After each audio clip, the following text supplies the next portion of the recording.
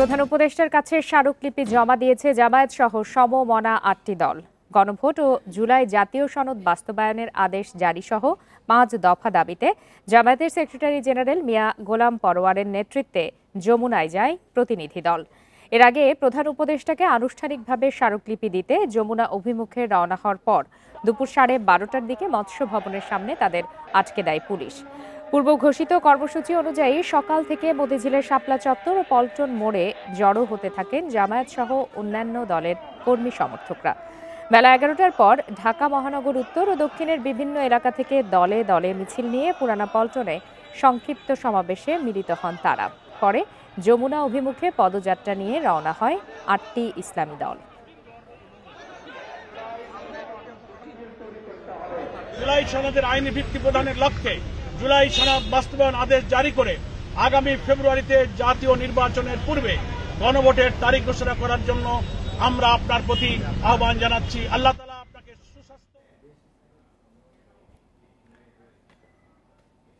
এ বিষয়ে কথা বলতে এই মুহূর্তে আমাদের সাথে যোগ দিয়েছেন নিরাপত্তা ও রাজনীতি বিশেষজ্ঞ অবসরপ্রাপ্ত ব্রিগেডিয়ার জেনারেল শামীম কামাল। জনাব শামীম কামাল, আপনাকে স্বাগত জানাচ্ছি ইন্ডিপেন্ডেন্ট টেলিভিশনে। আপনার কাছে প্রথমে একটু জানতে চাই যে গণভোটের তারিখ দ্রুত ঘোষণার দাবিতে আন্দোলন করছে জামায়াত সহ ৮টি দল এবং তারা কিছুক্ষণ আগে একটি স্মারকলিপিও জমা দিয়েছে এবং তারা যে সময়সীমা বলছে 10 তারিখের মধ্যে সিদ্ধান্ত আসতে হবে। আজ তো 6 তারিখ। সেক্ষেত্রে আপনার কি মনে হয় বর্তমান প্রেক্ষাপটে কি এত দ্রুত সময়ের মধ্যে এত বড় সিদ্ধান্ত নেওয়া সম্ভব? জি, আপনাকে ধন্যবাদ আমাকে সাথে নেওয়ার জন্য। সম্ভব কিনা যদি এক কথায় উত্তর দেই, সম্ভব না। আর সবচেয়ে উদ্বেগের যে বিষয়টি দেখুন যে আমাদের গত 14 মাস ধরে নির্বাচন জাতীয় ঐক্যমত্য কমিশন 9 মাস 10 মাস ধরে এত কাজ করলেন, এত খরচ করলেন, এত মানে যতটা ওই যে বলে পর্বতের বুশি প্রস্কের মতো শেষ পর্যন্ত যে রেকমেন্ডেশনগুলো দিয়ে গেলেন সেটাতে ঐক্য তো দূরের কথা, মানে অনৈক্যটা আরো প্রকট আকার ধারণ করলো। দ্বিতীয় বিষয়টা উদ্বেগের সাথে লক্ষ্য করলাম, রাজনৈতিক দলগুলি পরস্পর বিরোধী এমনকি স্ববিরোধী আচরণ করছে। এখন জাতীয় নির্বাচনের 100 দিনও বাকি নাই, তার মধ্যে এখন কোনো দল একেবারে বড় দুইটা রাজনৈতিক দল পরস্পর বিরোধী অবস্থা, মানে যেটা অত্যন্ত অনাকাঙ্ক্ষিত। এবং এটা এত সহজ কথা না, এটা গণভোট সহজ বিষয় নয়। এবং এই গণভোটটা যে কতটা ব্যয়বহুল এবং প্রান্তিক ভোটাররা যারা 90% ভোটার এটা কিচ্ছু বোঝে না, তাদের উপরে এরকম একটা জিনিস চাপিয়ে দেওয়া এটা একেবারেই অনৈতিক, অযৌক্তিক এবং আমার কাছে মোটেই যুক্তিসঙ্গত মনে হয় না। হয়তোবা সাংবিধানিক হতে পারে। আচ্ছা, তারপরে দেখুন এই যে এতগুলি যে আপনার সাংবিধানিক বিষয় আছে তার মধ্যে প্রায় 34টা বিষয়ে মতানৈক্য মানে মানে ঐক্যমত হয়নি। সো এইগুলি বিষয় অনেকে এখন নোট অফ ডিসেন্ট দিয়েছেন এবং এখন শেষ পর্যন্ত আমরা জানতে পারলাম যে জাতির সাথে শত্রু মানে বেইমানি করা হচ্ছে, নোট অফ ডিসেন্টকে সম্মান দেখানো হয় নাই। সো আমাদের মতো এরকম পরস্পর বিরোধী, এমন বৈষম্যমূলক, এমন প্রতিহিংসা পরায়ণ জাতি পৃথিবীতে দ্বিতীয়টা আছে বলে আমার জানা নেই। আমরা যদি শুধু গণভোটের কথাই আসি, এই গণভোটকে কেন্দ্র করে কিন্তু বিএনপি তো দ্বিমত পোষণ করেছে। তারা তো চাচ্ছে যে জাতীয় নির্বাচনের সাথেই গণভোট হোক। সেক্ষেত্রে এই যে বড় রাজনৈতিক দলগুলোর মধ্যে এ ধরনের মতপার্থক্য চলছে, আপনার কি মনে হয় এর ফলে জাতীয় নির্বাচন কি পিছিয়ে যেতে পারে কিনা? না, জাতীয় নির্বাচন পিছানোর জন্য এটা যথেষ্ট কারণ আমি মনে করি না। বিকজ নির্বাচনের ব্যাপারে অন্তর্বর্তীকালীন সরকার, সশস্ত্র বাহিনী এবং নির্বাচন কমিশন, এই 3টে প্রতিষ্ঠানকে আমরা যদি মানে প্রধান অনুঘটক মনে করি তাহলে বুঝতে হবে যে এই 3টা জায়গায় কিন্তু সমন্বয়হীনতা আমরা দেখতে পাচ্ছি না। এবং আমি মনে করি যে যদি একান্তই গণভোট করতে হয় তার জন্য জাতীয় নির্বাচনের দিনটাই অনেকটাই যুক্তিযুক্ত। কেননা গণভোটের একটা বিশাল খরচ আছে অতীতের, এবং এই যে এতগুলি বিষয়, 84টা বিষয়, তার মধ্যে সাধারণ মানুষ আপনার পিআর কি বুঝে, আপনার বাইক্যামেরাল পার্লামেন্ট কি বুঝে, 2 বছর 2 টার্ম প্রধানমন্ত্রী থাকলো কি 4 টার্ম থাকলো তাতে তার কি যায় আসে। এখন এমনও মানুষ আছে যারা জানে না যে কিভাবে ভোটের মধ্যে সেলটা মারতে হবে। এই সব লোকের কাছে এরকম একটা চাপ দেওয়াটা অত্যন্ত অন্যায় এবং অযৌক্তিক বলে আমি মনে করি। তারপরে দেখুন সবচেয়ে বড় সমাধানগুলি আসে রাজনৈতিক সমঝোতার মাধ্যমে। আপনি দেখুন অতীতে এই কেন আজকে আস্থাহীনতায় ভুগছে, বিকজ 90-তে যখন আপনার 91-তে শাহাবুদ্দিন আহমেদ পার্লামেন্টে বলেছিলেন যে যত রাজনৈতিক দল আমাকে কথা দিয়েছে একটাও রাখেনি, আবার একই ঘটনা ঘটতে যাচ্ছে। সুতরাং আমি মনে করি যে এটা জাতীয় নির্বাচন পিছানোর জন্য, তবে এখানে নির্বাচন কমিশন এবং সরকারকে প্রচন্ড শক্তিশালী অবস্থান নিতে হবে, যা বলবে স্ট্রেট, এর কোনো ডান বাম কোনো ধরনের সুযোগ নাই। জি জনাব এখন শামীম কথা কামাল, হচ্ছে আপনি তো বললেন আসলে জনগণের এই ধরনের দাবি দেওয়ার ক্ষেত্রে সম্পৃক্ততা অনেক কম। আসলে জনগণকে বাইরে রেখে রাজনৈতিক দলগুলো কি নিজেদের ফায়দা হাসিলের জন্য এ ধরনের কর্মসূচি দিচ্ছে কিনা? আমি তাই মনে করছি, কারণ এখন প্রত্যেকটা রাজনৈতিক দল তাদের দৃষ্টিকোণ থেকে যে যেভাবে পারে, আমার কাছে মনে হচ্ছে যে এটা একটা রাজনৈতিক পরিস্থিতিকে উত্তপ্ত রাখা, আন্দোলনমুখী রাখার একটা কৌশল কেউ কেউ নিয়েছেন। কেউ আবার দাঁতে দাঁত কামড়ে আছেন যে করে হোক নির্বাচন হোক। কিন্তু দেখুন, নির্বাচনটা হওয়া অত্যন্ত জরুরি। নির্বাচন যদি না হয়, আমরা খুবই অবাক হয়ে লক্ষ্য করলাম যে কদিন আগে অন্তর্বর্তীকালীন সরকারের আইন উপদেষ্টা বলছেন 7 দিন সময় দেওয়া হলো, এর মধ্যে যদি সিদ্ধান্ত না নিতে পারে তাহলে সরকার সিদ্ধান্ত নেবে। কেন আপনি 7 দিন সময় দিচ্ছেন? গত 14 মাস তো সময় দিয়েই দিলেন, তারা কি করেছে আমরা দেখেছি। সুতরাং বাংলাদেশের রাজনৈতিক দলগুলির মধ্যে না আছে গণতান্ত্রিক চর্চা, না আছে যৌক্তিক বিবেচনাবোধ, অনেক দিক থেকে অবাধ। এখন আমরা কিছুই নাই, সেখানে আমরা এমন এমন কিছু চাহিদা করে বসছি যেটা অবান্তর। সুতরাং এখানে সরকারকে অত্যন্ত শক্তিশালী, যেটা বলবে সেটা ফাইনাল। যদি নির্বাচন হতে না পারে তাহলে ন্যূনতম যে পরিস্থিতি ঘটতে যাচ্ছে সেটা হচ্ছে 111, আর সবচেয়ে খারাপ যদি পরিণত হতে পারে সেটা গৃহযুদ্ধ। এইটা যদি কেউ মেনে নিতে রাজি থাকে রাজনৈতিক দলগুলি, আমি জনাব শামীম কামাল, একটু সংক্ষেপে জানাবেন যে জুলাই সনদ বাস্তবায়নের জন্যই তো গণভোট, এটি বাস্তবায়নে আসলে কি কি পদ্ধতি নেওয়া যেতে পারে বলে আপনি মনে করেন? এটা দেখুন, সবচেয়ে প্রথমে এটা তো ম্যাগনা কার্টার না, এই বিষয়টার প্রতি সবাই আন্তরিক না, জিনিসটা খুবই ক্লিয়ার। আজকে যেটা যারা এটার জন্য সাংবিধানিক ভিত্তি বা এটার নিরাপত্তা খুঁজছেন, তাদের জন্য সবচেয়ে বড় কার্যক্রম যারা যারা বাস্তবায়ন করতে পারেন যারা, সেটা হচ্ছে রাজনৈতিক দল। সামনে নির্বাচনে স্পষ্ট বোঝা যাচ্ছে যে বিএনপি এবং জামাত সংসদের 95% আসন পেতে যাচ্ছে মিনিমাম, আমি তো ধারণা করছি।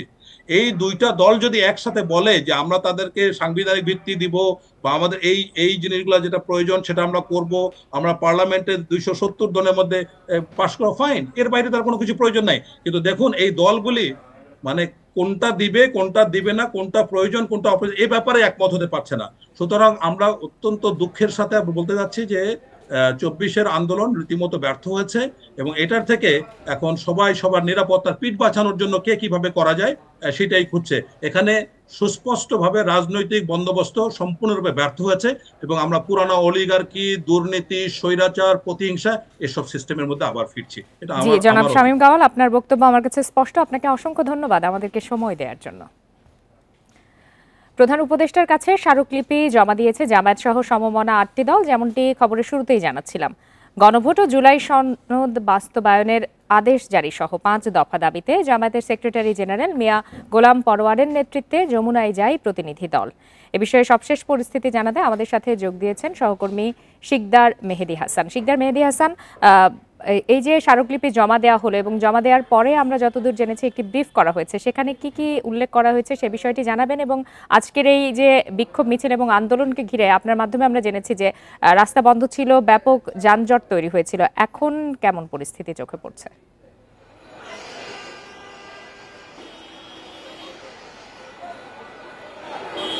জি, আমরা কিন্তু ঠিক এই মুহূর্তে যে অবস্থান করছি সেটি কিন্তু মৎস্য ভবন মোড়ে, অর্থাৎ এখন থেকে ঠিক 20 থেকে 25 মিনিট আগেই কিন্তু স্মারকলিপি দেওয়ার জন্য ফরেন সার্ভিস একাডেমিতে জামায়াত ইসলামী বাংলাদেশ সহ সমমনা ইসলামী আরও 8টি দল যে প্রতিনিধি ছিল, সেই 8টি দলের প্রতিনিধিরা সেখান থেকে স্মারকলিপি দিয়েছেন এবং উপদেষ্টা আদিলুর রহমানের কাছেই কিন্তু তারা সেই যে স্মারকলিপি সেটি তারা জমা দিয়েছেন এবং এই বিষয়ে তাদের সাথে আলাপ হয়েছে। স্মারকলিপি জমাদান শেষে কিন্তু তারা যে প্রতিনিধি দলটি গিয়েছিলেন তারা এসছেন এই মৎস্য ভবন যে মোড় সেখানে, এবং এখানে এসে কিন্তু তারা একটি সংবাদ সম্মেলনের মতো করেছেন। এখানে তারা জানিয়েছেন যে যে উপদেষ্টার সাথে যে কথাগুলো হয়েছে সে সাথে আসলে যে সকল বিষয় নিয়ে, অর্থাৎ জাতীয় নির্বাচনের আগে যে গণভোট এবং জুলাই সনদ বাস্তবায়নের যে ঘোষণা, সেই ঘোষণার সাথে সাথেই কিন্তু যে সকল দাবি দেওয়া ছিল সেইগুলো বাস্তবায়নের জন্য কিন্তু উপদেষ্টা পরিষদের পক্ষ থেকেও কিন্তু এক ধরনের একটি তাদেরকে বলা হয়েছে যে কোনো ধরনের আপত্তি বা অনাপত্তির যে বিষয়টি সেটি কিন্তু আসলে তাদের নেই। আপনি দেখতে পাচ্ছেন যে এখন এখান থেকে মোটামুটি করে এই মোড় পুরোপুরি যে জায়গাটি আছে এবং এটি প্রায় 4 রাস্তার মোড়, এই 4 রাস্তার মোড়টি কিন্তু এখানে জামায়াত ইসলাম সহ অন্যান্য যে সংগঠনগুলো ছিল তাদের নেতাকর্মীদের ভিড়ে একদম স্থবির হয়েছিল, কিন্তু এখানে সংবাদ সম্মেলন করার পর থেকেই তাদেরকে এখান থেকে আসলে স্ব অবস্থানে চলে যেতে বলা হয়েছে এবং তারা স্ব অবস্থানে চলে যাচ্ছেন এবং আস্তে আস্তে যে সড়কের যে যানজটের ভোগান্তিগুলো ছিল সেগুলো কিন্তু কিছু কিছু করে আসলে নিরসন হওয়া শুরু করেছে। আর এখানে সর্বশেষ তাদের যে বক্তব্য ছিল, অর্থাৎ জামায়াত ইসলামী বাংলাদেশের সেক্রেটারি জেনারেল গোলাম পরোয়ার, তিনি আসলে এখানে একটি বক্তব্য রেখেছেন এবং তিনি এখানে জানিয়েছেন যে প্রধান নির্বাচনকে কেন্দ্র করে যদি তাদের যে দাবি 5 দফা দাবি, এই দাবি যদি মেনে নেওয়া না হয় তাহলে আসলে যে জাতীয় নির্বাচন সেই নির্বাচনের সময়ও আসলে দিনকে দিন আসলে পেছনেই যাবে। যত যাই হোক না কেন তারা তাদের এই যে দাবি, এই দাবি দাবা পূরণ করা সাপেক্ষেই তারা আসলে তারপর জাতীয় নির্বাচনের দিকে ধাবিত হবেন। তাদের এই দাবি না মেনে নেওয়া পর্যন্ত জাতীয় নির্বাচনকেও তারা আসলে গ্রহণ করবেন না এবং তারা এই বিষয়ে আগামী 11 তারিখে একটি বৃহৎ কর্মসূচি তারা আসলে ঘোষণা করেছেন যে সারা বাংলাদেশ ব্যাপী চলো চলো ঢাকা চলো, অর্থাৎ তারা খুব হুঁশিয়ারি দিয়েই বলেছেন ইন্টারিম গভর্নমেন্টকে যদি তারা 10 তারিখের মধ্যে এ ধরনের কোনো ঘোষণা, অর্থাৎ এই 5 দফা যে দাবি, এই দাবির এগেনস্টে যদি কোনো ধরনের কোনো ঘোষণা তারা না দেন তাহলে 11 তারিখে তাদের যে কর্মসূচি সেই কর্মসূচিতে তারা আসলে রাজধানীর চিত্রটা ভিন্নভাবে দেখাবেন বলে তারা কিন্তু হুঁশিয়ারি দিয়েছেন। এবং তাদের কথায় এই বিষয়টি খুব স্পষ্ট যে আসলে যে আজকে যে স্মারকলিপি দেয়া হলো এবং যে সমাবেশ এবং বিক্ষোভ যে মিছিল হলো, এই মিছিল সহ যে সকল দাবিগুলো আছে এগুলোকে যে কোনো উপায়ে হোক না কেন তারা বাস্তবায়ন করেই তারা ঘরে ফিরবেন, এমনটাই কিন্তু তারা। মেহেদী হাসান, আপনাকে অনেক ধন্যবাদ। গণতন্ত্র রক্ষার জন্য সংবিধানে যা প্রয়োজন সেভাবে সংশোধন করতে হবে, আর সুষ্ঠু নিরপেক্ষ নির্বাচন ছাড়া এই গণতন্ত্র অর্থহীন বলে মন্তব্য করেছেন অ্যাটর্নি জেনারেল মোহাম্মদ আসাদুজ্জামান। সকালে তত্ত্বাবধায়ক সরকার ব্যবস্থা ফেরাতে রিভিউ শুনানিতে এসব কথা বলেন তিনি। পরে 9ম দিনের শুনানি শেষে মঙ্গলবার পরবর্তী দিন নির্ধারণ করে আদালত। এর আগে সকালে প্রধান বিচারপতি ডক্টর সৈয়দ রেফাত আহমেদের নেতৃত্বাধীন 7 বিচারপতির বেঞ্চে তত্ত্বাবধায়ক সরকার ব্যবস্থা ফেরাতে শুনানি শুরু হয়। অ্যাটর্নি জেনারেল বলেন, তত্ত্বাবধায়ক সরকার ব্যবস্থা বাতিল করার ফলে বিগত নির্বাচনে ভোট হয়েছে একতরফা, ধ্বংস হয়েছে জবাবদিহিতা, ভেঙে পড়ে আমলাতন্ত্র ও আইনের শাসন। আওয়ামী লীগ আমলে 2011 সালে সংবিধানের 13শ সংশোধনী বাতিল করে দেয়া আপিল বিভাগের রায়ের বিরুদ্ধে রিভিউ আবেদন করে বিএনপি ও জামায়াত সহ 5 পক্ষের 9 জন ব্যক্তি। বুধবার তাদের আইনজীবীদের শুনানি শেষে শুনানি শুরু করে রাষ্ট্রপক্ষ। এ বিষয়ে আরো বিস্তারিত জানাতে এই মুহূর্তে হাইকোর্ট চত্বর থেকে যোগ দিয়েছেন সহকর্মী জাহিদুল বাশার। জাহিদুল বাশার, 9ম দিনের মতো তো শুনানি শেষ হয়ে গেছে, পরবর্তী শুনানির দিনও নির্ধারণ করা হয়েছে। সেক্ষেত্রে আজকের শুনানিতে কি কি বিষয় উঠে আসলো, আর যেটি খুব জনমনে স্বাভাবিক প্রশ্ন যে যদি তত্ত্বাবধায়ক সরকার ব্যবস্থা ফিরে আসে সেক্ষেত্রে আগামী নির্বাচন কোন সরকারের অধীনে হবে? লোপা, খুবই গুরুত্বপূর্ণ প্রশ্ন। এবং এই যে 9 দিন ধরে যেই তত্ত্বাবধায়ক সরকার ফেরানোর জন্য যে রিভিউ আবেদনের উপর শুনানি হচ্ছে এবং শেষের দিকে গতকালকে এবং আজকে পুরোটা সময় জুড়েই তো রাষ্ট্রপক্ষ শুনানি করলো, সুতরাং এই 2 দিনের রাষ্ট্রের কি বক্তব্য সেটাও অত্যন্ত গুরুত্বপূর্ণ। এবং এই পুরো 9 দিন ধরে এই প্রশ্নটা ঘুরে ফিরে আসছে যে তত্ত্বাবধায়ক সরকার যদি আদালতের রায়ে ফিরে আসেও সেটি কবে থেকে কার্যকর হবে। দেখুন, এর আগে সব রিভিউ আবেদনকারীদের যে মতামত ছিল তারা প্রত্যেকে বলেছেন এই নির্বাচনের পরের থেকেই কিন্তু, অর্থাৎ 2026-এর যে ফেব্রুয়ারিতে যে নির্বাচন হতে যাচ্ছে তার পরবর্তী নির্বাচন থেকে তত্ত্বাবধায়ক এই পদ্ধতি কার্যকর হবে। আজকে আদালতে অ্যাটর্নি জেনারেল সেই কথা বলেছেন এবং তিনি বলেছেন যে রায় সাধারণত যেদিন হয় সেখান থেকেই কার্যকর হয়, কিন্তু বর্তমান সরকার যেটি ক্ষমতায় আছে সেটিও একেবারেই এই যে জুলাই আন্দোলনের যে রেভলিউশনারি যে থিওরি, তাদের এই যে গণ অভ্যুত্থানের মানুষের মতামত নিয়ে তারা এসেছে এবং সংবিধানের 106 অনুচ্ছেদ অনুযায়ী অ্যাপিলেট ডিভিশনের মতামত নিয়েই তারা প্রতিষ্ঠিত, সুতরাং তারাও এই নির্বাচন করতে পারবে, সেই ম্যান্ডেট জনগণ তাদেরকে দিয়েছে।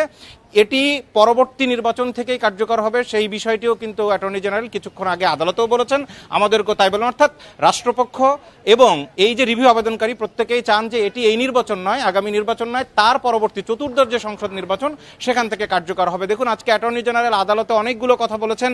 তিনি বলেছেন যে 2011 সালে যেমনটা আপনি খবরে বলছিলেন যে যখন আওয়ামী লীগ সরকারের সময় তখনকার প্রধান বিচারপতি খায়রুল হকের নেতৃত্বে ফুল বেঞ্চ অ্যাপিলেট ডিভিশনের এই যে তত্ত্বাবধায়ক সরকার বাতিল করেছিল, মূল যুক্তি ছিল যে তত্ত্বাবধায়ক সরকার ব্যবস্থা কোনো নির্বাচিত সরকার নয়, তাদেরকে জনগণ ভোট দিয়ে সেখানে বসায়নি, সুতরাং রাষ্ট্রের ক্ষমতা সেখানে যেতে পারে না, তাদের হাতে রাষ্ট্রের কোনো কিছুই নিরাপদ নয়। সেই জায়গায় অ্যাটর্নি জেনারেল আজকে যুক্তি তুলে ধরে আইনি যুক্তিতে তিনি আদালতকে বলেছেন যে বরং উল্টোটা হয়েছে, যে দেখা গেছে যে নির্বাচিত সরকারের অধীনেই নির্বাচনগুলো সবচেয়ে খারাপ হয়েছে, তত্ত্বাবধায়ক সরকারের সময় সবচেয়ে নিরপেক্ষভাবে, সুষ্ঠুভাবে, শান্তিপূর্ণভাবে মানুষ ভোট দিতে পেরেছেন এবং সেটি হচ্ছে গণতন্ত্রের মূল জায়গা।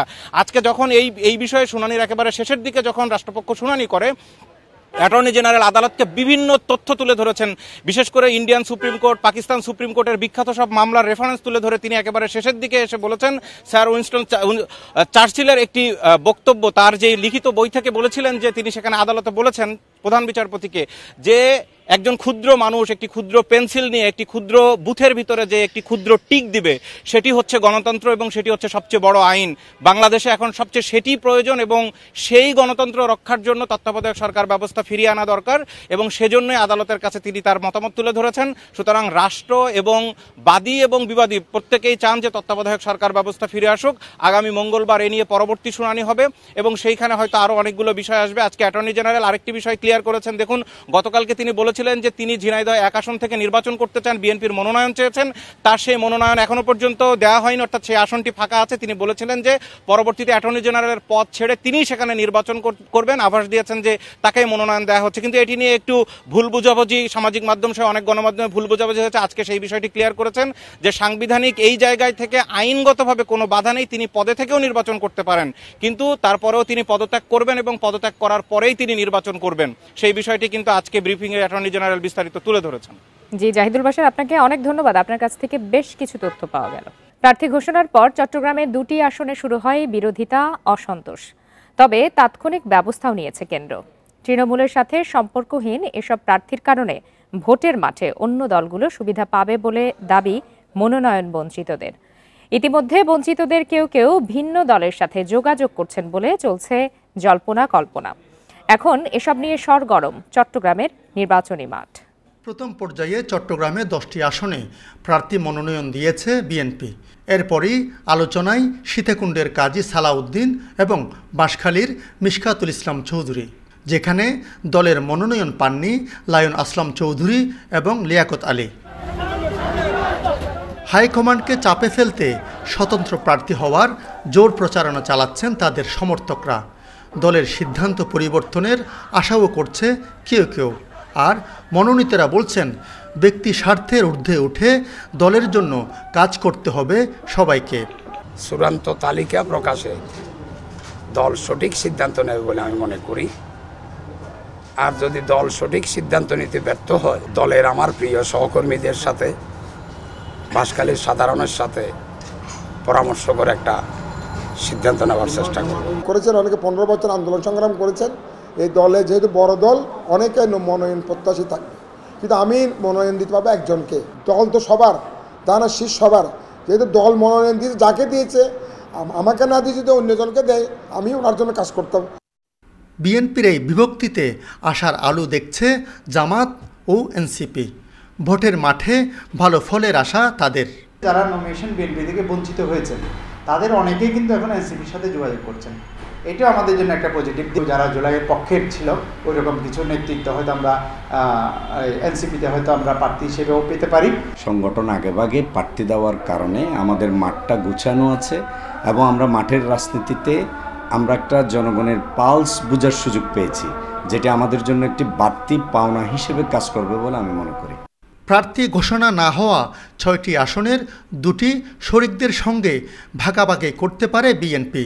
এছাড়া রাউজানে গিয়াস কাদের চৌধুরী ও গোলাম আকবর খন্দকারকে নিয়েও বিপদে আছে দলটি। আলমগীর সবুজ, ইন্ডিপেন্ডেন্ট নিউজ, চট্টগ্রাম। সন্ত্রাস বিরোধী আইনের মামলায় হাইকোর্ট থেকে জামিন পেলেন সাবেক মন্ত্রী আব্দুল লতিফ সিদ্দিকী ও সাংবাদিক মঞ্জুরুল আলম পান্না। বৃহস্পতিবার বিচারপতি ASM আব্দুল মবিন ও বিচারপতি সগির হোসেনের বেঞ্চ এই আদেশ দেয়। জামিন আদেশে সন্তোষ প্রকাশ করেছেন লতিফ সিদ্দিকীর আইনজীবী ও তার ভাই বঙ্গবীর কাদের সিদ্দিকী। বলেন, আদালতের প্রতি তার পূর্ণ আস্থা রয়েছে। মিথ্যা মামলায় যারা গ্রেপ্তার রয়েছে তাদের মুক্তি চান তিনি। এদিকে লতিফ সিদ্দিকীর জামিনের বিরুদ্ধে আপিল করার কথা জানিয়েছে রাষ্ট্রপক্ষ। এর আগে ২৮ আগস্ট ঢাকা রিপোর্টার্স ইউনিটিতে মঞ্চ ৭১ নামের সংগঠনের একটি অনুষ্ঠান থেকে তাদের গ্রেপ্তার করা হয়। পরে ২৯ আগস্ট একই মামলায় সাবেক মন্ত্রী আব্দুল লতিফ সিদ্দিকী, হাফিজুর রহমান কার্জন ও মোহাম্মদ আবদুল্লাহ আল আমিন সহ মোট ১৬ জনকে কারাগারে পাঠানো হয়।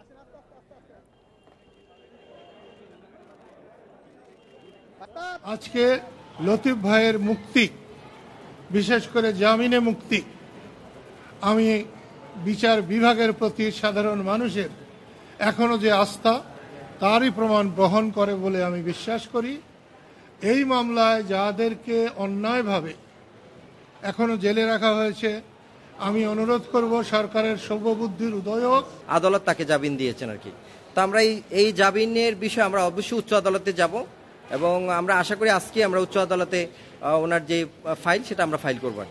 বেসরকারি শিক্ষক নিবন্ধন পরীক্ষায় উত্তীর্ণ হয়েও গণবিজ্ঞপ্তিতে শিক্ষক নিয়োগ থেকে বঞ্চিত হয়েছেন ১৬,২১৩ জন চাকরি প্রার্থী। অথচ শিক্ষা প্রতিষ্ঠানে অসংখ্য পদ শূন্য রয়েছে। শূন্য পদে তাদের নিয়োগ দিতে বিশেষ গণবিজ্ঞপ্তি প্রকাশের দাবি জানিয়েছেন প্রার্থীরা। দুপুরে রাজধানীর জাতীয় প্রেস ক্লাবে সংবাদ সম্মেলনে এই দাবি জানান তারা। দ্রুত তাদের দাবি মেনে নেওয়া না হলে ১২ নভেম্বর থেকে বেসরকারি শিক্ষক নিবন্ধন ও প্রত্যয়ন কর্তৃপক্ষ এনটিআরসি এর কার্যালয়ে শাটডাউন কর্মসূচির হুঁশিয়ারি দেন তারা। এ সময় এনটিআরসি এর ১৭ ও ১৮ নিবন্ধন পরীক্ষায় উত্তীর্ণ চাকরি প্রত্যাশীরা জানান, তাদের সনদের মেয়াদ থাকা সত্ত্বেও আসন্ন গণনিয়োগ বিজ্ঞপ্তিতে ৩৫ বছরের বেশি বয়সের প্রার্থীদের আবেদনের সুযোগ থাকছে না। এতে চাকরি থেকে বঞ্চিত হচ্ছেন তারা। পরীক্ষা ২৩ সালের ডিসেম্বরে শেষ করেছে, কিন্তু সেই করোনার ছাড়া আমাদের ছাত্রদের ক্ষেত্রে একদিনও দেওয়া হয়নি।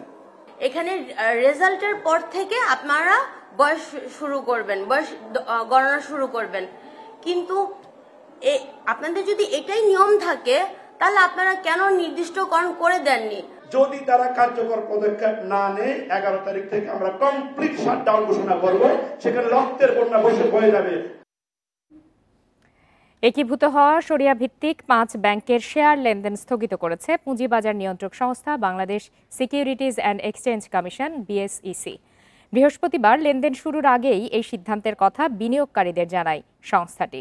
বিএসইসির এই সিদ্ধান্তের ফলে আজ থেকে শেয়ার বাজারে ফার্স্ট সিকিউরিটি ইসলামী, সোশ্যাল ইসলামী, গ্লোবাল ইসলামী, ইউনিয়ন ও এক্সিম ব্যাংকের শেয়ার লেনদেন বন্ধ থাকবে। এর আগে বুধবার এই ৫ ব্যাংকের পরিচালনা পর্ষদ ভেঙে দিয়ে তাদের দায়িত্ব নিয়েছে কেন্দ্রীয় ব্যাংক। পর্ষদ ভেঙে দেওয়ার পরপরই ব্যাংকগুলোই প্রশাসকও নিয়োগ দেওয়া হয়েছে। সংবাদ সম্মেলনে বাংলাদেশ ব্যাংকের গভর্নর ব্যাংকগুলোর শেয়ারের মূল্য শূন্য ঘোষণা করেন। শেয়ার বাজার সংশ্লিষ্টরা বলছেন, ব্যাংকগুলো একীভূত করার সিদ্ধান্ত নেয়ার সময়ই বিএসইসি এগুলোর লেনদেন স্থগিত করলে নতুন বিনিয়োগকারীরা ক্ষতিগ্রস্ত হতেন না।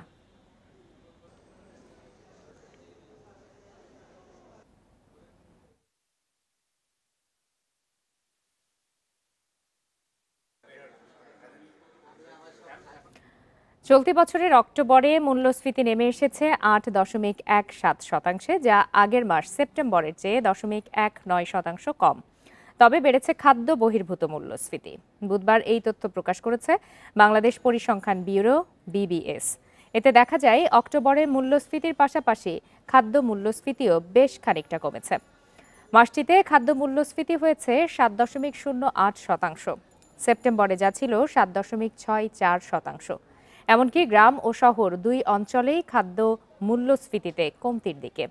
অক্টোবরে গ্রামাঞ্চলে খাদ্য মূল্যস্ফীতি কমে 6.94%। অন্যদিকে শহর অঞ্চলে খাদ্য মূল্যস্ফীতি কমে হয়েছে 7.45%, যা সেপ্টেম্বরে ছিল 7.94%।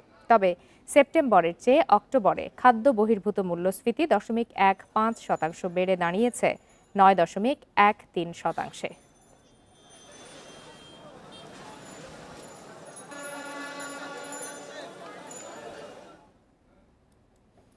ই কমার্স উদ্যোক্তাদের ঘোষণাবিহীন রপ্তানির সীমা দ্বিগুণ করেছে কেন্দ্রীয় ব্যাংক। ফলে এখন থেকে $1000 বা সমপরিমাণ বৈদেশিক মুদ্রা পর্যন্ত ঘোষণাহীন রপ্তানি করতে পারবেন এই খাতের উদ্যোক্তারা। বুধবার এই সংক্রান্ত নির্দেশনা জারি করে কেন্দ্রীয় ব্যাংক। এছাড়া এখন থেকে ঘোষণাবিহীন রপ্তানির আয় অনুমোদিত মোবাইল ফাইন্যান্সিয়াল সার্ভিস এবং পেমেন্ট সার্ভিস প্রোভাইডারের মাধ্যমে দেশে আনা যাবে। অর্থাৎ রপ্তানিকারকরা সরাসরি তাদের ডিজিটাল ওয়ালেট বা অ্যাকাউন্টে রপ্তানি আয়ের অর্থ উত্তোলন করতে পারবেন। এর আগে শুধু তথ্য প্রযুক্তি সেবা রপ্তানির অর্থই এভাবে আনার অনুমতি ছিল। নতুন নির্দেশনার ফলে স্বল্প মূল্যের পণ্য রপ্তানির আয়ও এখন একইভাবে দেশে আনার সুযোগ তৈরি হলো। এদিকে নতুন এই নিয়ম ক্ষুদ্র ও অনলাইন ভিত্তিক রপ্তানিকারকদের ডিজিটাল মাধ্যমে রপ্তানি লেনদেন উৎসাহিত করবে বলে মনে করছেন সংশ্লিষ্টরা।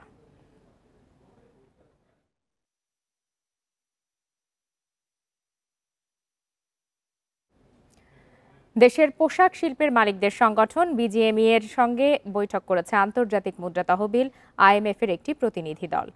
বৈঠকে পোশাক খাতের বর্তমান অবস্থা ও ভবিষ্যৎ ঝুঁকি জানার চেষ্টা করে IMF।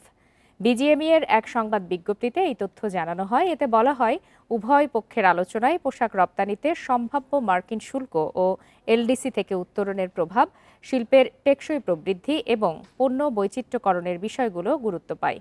সেই সঙ্গে বৈশ্বিক অর্থনৈতিক পরিস্থিতির সম্ভাব্য প্রভাব, ব্যবসার পরিচালনা, ব্যয় কমানো এবং ব্যবসা সহজীকরণের জন্য করণীয় বিষয়েও আলোচনা হয়।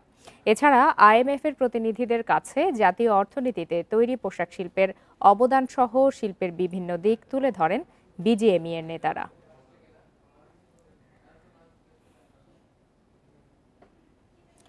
আপনারা আছেন বিরতিহীন সংবাদ দুপুরে। সংবাদে আরও যা দেখবেন, ময়মনসিংহে বাড়ছে ডেঙ্গুর প্রকোপ। 24 ঘন্টায় নতুন 48 রোগী সহ মেডিকেলে চিকিৎসাধীন 101 জন। 1 মাসে 13 জনের মৃত্যু।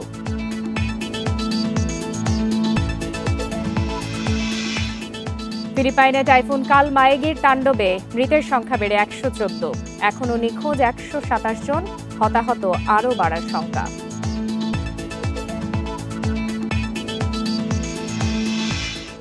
লোকবল সংকটে 10 মাস ধরে বন্ধ নারায়ণগঞ্জ জেনারেল ভিক্টোরিয়া হাসপাতালের ICU সেবা। এতে ব্যাপক দুর্ভোগে পড়েছেন রোগীরা। হাসপাতাল কর্তৃপক্ষ বলছে, লোকবল নিয়োগে স্বাস্থ্য অধিদপ্তরে যোগাযোগ করেও মিলছে না সমাধান। এদিকে নির্মাণ কাজ থমকে থাকায় চালু হয়নি কিডনি ডায়ালাইসিস ইউনিটও। নারায়ণগঞ্জ জেনারেল ভিক্টোরিয়া হাসপাতালে প্রতিদিন গড়ে 3,500 রোগী আসেন চিকিৎসা সেবা নিতে। তাদের অনেকের অবস্থা গুরুতর হলেও 10 মাস ধরে বন্ধ ICU সেবা। করোনার সময় স্বাস্থ্য অধিদপ্তরের ERPP প্রকল্পের আওতায় 2023 সালে 10টি শয্যা নিয়ে ICU ইউনিট চালু করা হয়। তবে 2024 সালের 31 ডিসেম্বর প্রকল্পের মেয়াদ শেষ হওয়ায় চিকিৎসক সহ 19 জনকেই ফিরিয়ে নেওয়া হয়। সেই থেকে অব্যবহৃত পড়ে আছে মূল্যবান নানা সরঞ্জাম। মুমূর্ষু অবস্থায় রোগীদের নিয়ে ছুটতে হচ্ছে ঢাকায় কিংবা বেসরকারি অন্য কোনো হাসপাতালে। এতে কয়েক গুণ বেশি খরচ করতে হচ্ছে টাকা। আর্থিক অবস্থা মোটামুটি তত একটা ভালো না, তো তাদের জন্য এখানে আইসা যদি আপনার ওই ICUটাতে ভর্তি হতে পারে তো সেক্ষেত্রে তাদের জন্য খুবই উপকৃত। একটা ICU বেডের জন্য যে ঢাকা দৌড়াতে হয়, এটা থেকে পরিত্রাণ পাবে। যন্ত্রপাতি ও অন্যান্য সরঞ্জাম থাকার পরও শুধুমাত্র লোকবল সংকটে সেবা দিতে পারছেন না চিকিৎসক নার্সরা। সরঞ্জাম বলেন, ICUর বেড বলেন, মনিটর বলেন, আমাদের সবকিছু কিন্তু এখানে আছে অ্যাভেলেবেল, জিনিসপত্র আমাদের অ্যাভেলেবেল, কিন্তু আমাদের হয়েছে লোকবল নাই। সরকারের সদিচ্ছার মাধ্যমে যদি ডেপুটেশনে এখানে ICU বিশেষজ্ঞ দেওয়া হয়, তাহলে আমাদের ICUটা চালু করতে পারলে নারায়ণগঞ্জ থেকে যেগুলো অতি জটিল রোগী, বিশেষ করে ডেঙ্গু শকের পেশেন্ট বা স্ট্রোকের পেশেন্ট যেগুলো আমরা ঢাকা রেফার করি, সেগুলো থেকে আমরা উত্তরণ করতে পারবো। কর্মী নিয়োগের জন্য স্বাস্থ্য অধিদপ্তরে একাধিকবার আবেদন করেও এখনও মেলেনি সাড়া। তবে দ্রুত সংকট কেটে যাওয়ার আশা সিভিল সার্জনের। প্রশাসন সহ আমরা ব্যক্তিগতভাবে আমি চেষ্টা করছি, অন্তপক্ষে 4 জন যদি ICU স্পেশালিস্ট বা অ্যানেস্থেসিয়া স্পেশালিস্ট দেওয়া হয়, আমাদের নিজস্ব নার্সদের নিয়ে, অন্যান্য ডাক্তারদের নিয়ে আমরা প্রতিষ্ঠানটা আবার চালু করব, সে লক্ষ্যে আমরা কাজ করে যাচ্ছি। এদিকে 2023 সালে কাজ শুরু হলেও এখনও নির্মাণ শেষ হয়নি হাসপাতালটির কিডনি ডায়ালিসিস ইউনিটের। কেবল অবকাঠামো তৈরির মধ্যেই সীমাবদ্ধ কাজ। Independent news. ময়মনসিংহে বাড়ছে ডেঙ্গু আক্রান্তের সংখ্যা। ডেঙ্গু নিয়ন্ত্রণে জনগণকে সম্পৃক্ততা করে বিশেষ কার্যক্রমের উদ্বোধন করা হয়েছে। সকালে নগরীর টাউন হলে এই কার্যক্রমের উদ্বোধন করে বিভাগীয় কমিশনার ও সিটি কর্পোরেশনের প্রশাসক মোহাম্মদ মোখতার আহমেদ। এ সময় সিটি কর্পোরেশনের সচিব সুমনা আল মজিদ সহ অন্যান্য কর্মকর্তারা উপস্থিত ছিলেন। বিভাগীয় কমিশনার বলেন, ডেঙ্গু নিয়ন্ত্রণের বাইরে চলে যাচ্ছে। তাই সবাই ঐক্যবদ্ধ হয়ে ডেঙ্গু নিয়ন্ত্রণ করতে হবে। গত 24 ঘন্টায় ডেঙ্গু আক্রান্ত হয়ে ময়মনসিংহ মেডিকেল কলেজ হাসপাতালে ভর্তি হয়েছেন 48 জন। এ নিয়ে 24 শয্যার ডেঙ্গু ওয়ার্ডে ভর্তি রয়েছেন 101 জন। গত এক মাসে ময়মনসিংহ মেডিকেল কলেজ হাসপাতালে মারা গেছে 13 জন।